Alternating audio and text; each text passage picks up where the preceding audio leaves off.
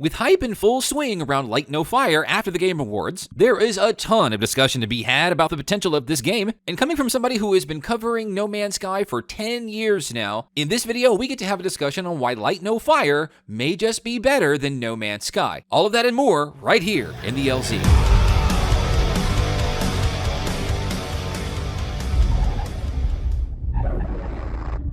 My fellow travelers, you have climbed that not video game mountain and looked down upon rivers and valleys and me in the LZ. So great to have you here. Quite a fun discussion today in today's video about how No Man's Sky might just be surpassed by Light No Fire as a better game. But first, I want to hear from you in the comments section below. What is your read on Light No Fire so far? Are you in anticipation? Are you optimistic? Are you holding back? Definitely want to hear what your thoughts are in the comments section below. So today I threw together 4 points on why I think Light No Fire has the potential to be a better game than No Man's Sky. And the first point that I want to talk about that Hello Games is now a well-oiled machine. This studio is, about 15, 16 years old, depending on roughly right about when Hello Games started with things like Joe Danger. But really, games before No Man's Sky don't really have the same bearing on the conversation that No Man's Sky and Beyond does, simply because No Man's Sky was so much more an ambitious product that Joe Danger was. Now, if you recall, like many of us do, the launch of No Man's Sky didn't exactly go that well. But if you've also been a part of this community since day one, you know that No Man's Sky was largely a very different game 8 years ago than it is today. I would even say that it doesn't even look the same that it used to. It used to have a different kind of charm and a different aesthetic, but it also only ran at like 1080p and 30 frames per second. Now the game can run upwards of 4K and better lighting, in a lot of cases better colors, and lots more foliage and things like that, and can still run very well in performance. Also, after a couple of years, No Man's Sky and Hello Games found their stride together. The team became a well-oiled machine, and now they've gotten to where they're pumping out updates seemingly every couple of months. Content updates that could be pretty meaty and for free. And while the first trailer for No Man's Sky and the first trailer for Light No Fire were a lot alike in their vibe, personally, what I'm looking at is a game that's being built like it's from a team that has this kind of competence under their belt. The graphical fidelity, all the stuff happening on the screen, the great animation, the general art direction. Even just with the first trailer, I'm getting the vibes that we have a really seasoned team here, like they weren't already, but from a team that have found their groove and absolutely are masters at their craft after 8 years of developing No Man's Sky. My second point that I want to make is a very brief one. Well, maybe not that brief now that I think about it, but there's only one planet to focus on. I remember back in the day when Sean was making his pitch to people like Game Informer, talking about how exactly they were building 18 quintillion planets in a giant universe that is No Man's Sky. It sounded like an absolute pain in the rump to visit so many planets at once to make sure that the aesthetic that you were going for was just right. I remember Sean and team explaining that they used to send out drones to various planets just to get pictures and things like that from them to better understand that the changes that they were making in the algorithms that they were using to procedurally generate this universe were well into play, and that any one little change could just gum up the whole works, and then they're fixing one thing that breaks 100 more things. One thing that I have always thought would be a great idea for this team to tackle, and they absolutely did, was taking all of that focus and focus on one world. One of the biggest complaints that you will hear about No Man's Sky from just the general player would be that it is a very wide ocean that is knee-deep.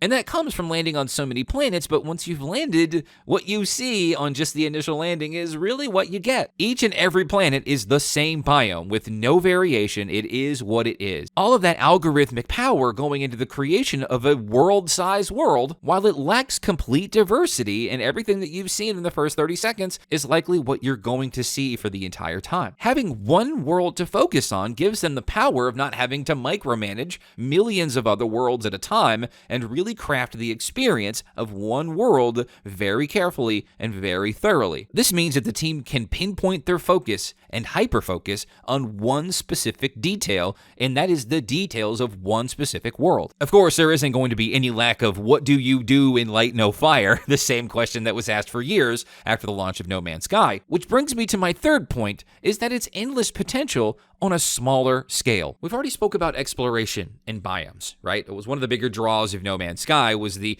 component of exploration. But when you land on one planet, it seems to lose its allure pretty fast when you know that the entire planet is that thing. Light No Fire has already shown examples of other biomes to explore to. This is what has me the most excited about the prospect of Light No Fire. And I think about something like Minecraft. If any of you have played Minecraft, particularly the survival mode, it just throws you into the game and it says, now go survive, right? And then I could head into any direction that I want while I'm on my survival kick. I could just walk in any direction. I could dig down and find cool stuff. And in a game like Minecraft, you will eventually happen upon something that is very interesting, or a chain of scenery. You'll find a jungle out of nowhere. You'll find a desert. You'll find structures and things like that. There is very little of that kind of behavior in No Man's Sky. Just the idea that I can just pick a direction, walk in that direction, and be excited for what I might find. A mountain range, a forest, a lake, an ocean, a desert, or any one of the other crazy looking biomes that they've shown in the trailer already, that is infinitely better than No Man's Sky already. And then finally, I have one more talking point here that I think might make Light No Fire better than No Man's Sky, and that is the change of reputation. At the time of recording this video, the Light No Fire YouTube video on Hello Games' own channel has about 4.5 million views. And of course, that doesn't account for all of the other re-uploads from other publications like GameSpot and IGN, which puts it about nearly 5 million in total. There is already a buzz about Light No Fire, and there's a pretty specific reason why, or maybe a few. First off, the game looks dope. But secondly, a big part of gaming discourse over the last several years is really about No Man's Sky. The discourse around No Man's Sky has changed drastically over the last decade. The peaks and valleys of interest around this game is quite stellar, if I do say myself. I've been involved since before launch with this game. It went from intrigue and wonder to hatred and harassment and anger. And then with every subsequent update after, the conversation began to change. With every new update, it was oh, looks good, but it's still boring. Or this looks good, but Hello Games still lied. This looks interesting, blah, blah, blah, blah, blah. But years later, after the game had come out for 3 new platforms, including Xbox, Nintendo Switch, PSVR and PSVR 2, the Mac version. The game added multiplayer and so many more things to do in it that at some point, people, and I've witnessed this more often than anything else now, people saying, Sean, how do you make money with all of these free updates? Or phrases like, Sean, you don't have to keep doing this, as a plea of saying, hey, we get it, you have turned the bus around. Light No Fire will potentially be a better game simply because Hello Games spent all of that time earning back the goodwill. Think about this for a moment. In the last 8 years, how many gigantic AAA projects launched and went under simply because the publisher launched it in a terrible state and then refused to put in the time and the work to earn back the good faith like Hello Games did for No Man's Sky? Anthem came and went. Avengers came and went. There was that one Square Enix game that came out. I can't even remember. It looked terrible. Platinum Games made it, and it was out for like 6 months and had like 1 player on Steam. The games as a service model is sort of dying right in front of us, and there are so few other games that were willing to stick it out, which is really the only genuine apology in an industry like this. Even Cyberpunk stuck to it and turned the bus around as well. Battlefield 2042 did the exact same thing. Studios like Hello Games led the charge in an effort to do that. And so with all of this new goodwill, people are going to cautiously, optimistically jump in. And of course, yours truly is going to do so head first with much more coverage here in the LZ. I'd like a like on the video if you thought this was helpful to your Light No Fire experience. Let me hear you in the comments if you have thought about today's topic. And please join me for the next new content for Light No Fire and No Man's Sky and general industry discussion. We'd love to have you, and I'll see you in the next one.